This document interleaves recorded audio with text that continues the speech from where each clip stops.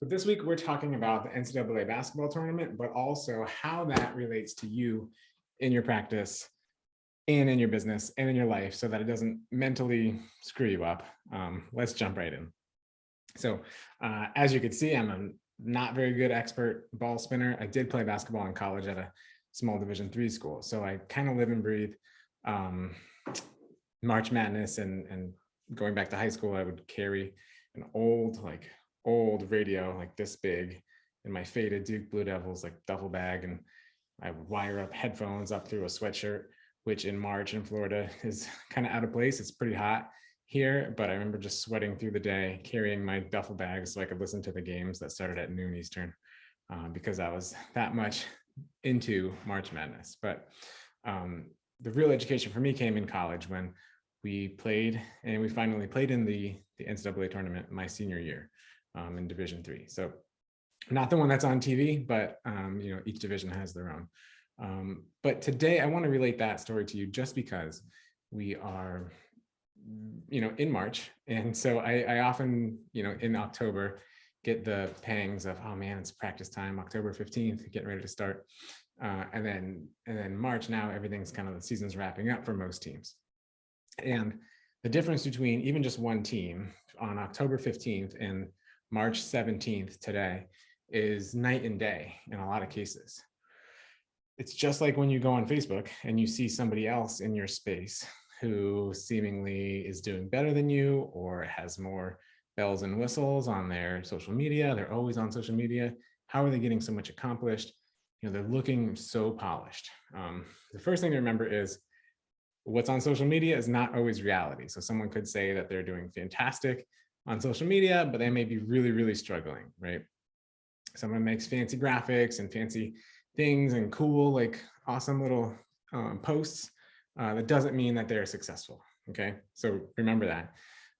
But also really the main part of this analogy between October and March is that, you shouldn't compare yourself if you're just starting out, an October team or a September team, even if you haven't even really gotten started, to the people that are on national TV right now playing in March, because you're still 5 or 6 months of the basketball season behind them, and comparing yourself to somebody in March just isn't fair. So if you do that, you'll get dejected. You may, I don't really go on Facebook anymore because this happens to me too, where you just compare yourself. And it's not good. So you get dejected. You might be like, man, I wish I was like that. Why can't I do this? Or, I really should be farther along than I am. Look at all these people. They're doing great. Don't worry about it. All you can do is focus on yourself and the process that you're doing in your own business. So in October, lots of teams do 2 practices a day. Are you working on your business twice a day, or basically the equivalent of 2 a days? I don't know. I'm not here to tell you to do that, but just put your head down, trust the process that you're going to work on. Don't get distracted by either other teams or shiny objects. If you're an entrepreneur, you get distracted by a new tool, a new software, a new thing. Like, just put your head down, get new patience, build up your practice, and then keep moving forward. And eventually you'll be a March team. Now, the cool thing about college basketball and in business is that it doesn't really matter where you start. It kind of matters where you finish, and how quickly you get there or how smoothly you get there doesn't matter. So in college basketball, lots of teams have the luxury of losing many times throughout the year and still making the NCAA tournament, and oftentimes going on and having success there. Just like in business, you will probably encounter setbacks throughout the way.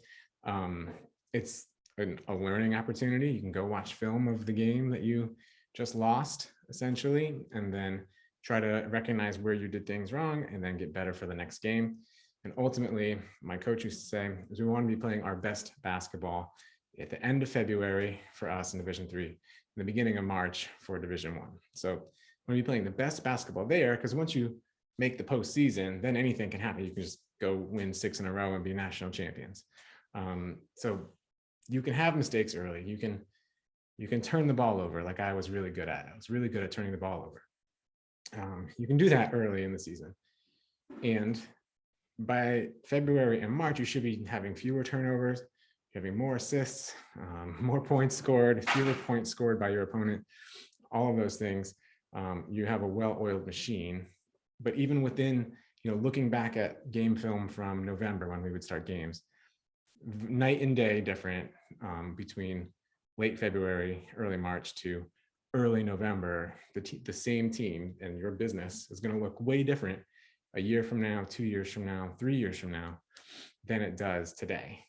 So just keeping that in mind, rooting for the team that you want to root for, whether that's the colors that you picked in the bracket or the mascots that you picked, or if you know too much about basketball and you're never going to get it right anyways. I've never won a single bracket pool. That's okay. The main thing is just keep your head down, focus on your processes, get better every day, like go to practice and prepare for the games and get better every day. But don't worry if you are either early in your business or wherever you are, that's okay. You can just get better slightly today. Don't compare yourself to a national champion end of the season team that's been practicing for 6 months together, or in many cases, years together, if there's a lot of seniors on the team, when you've only been at it for a couple of months. You're in November, you're at the preseason tournament tip-off. So focus on you, trust your own process, work hard every day, get a little bit better each day. And then pretty soon you'll be a tournament team and you'll be cutting down the nets in wherever the Final Four is this year. So take that, go enjoy the tournament if you enjoy the tournament. If you don't, I hope you took this analogy with a grain of salt. And if you have any other questions, let us know. Functional Lawyer, originsincubator.com. And I'm Scott Radigan. We'll see you next time.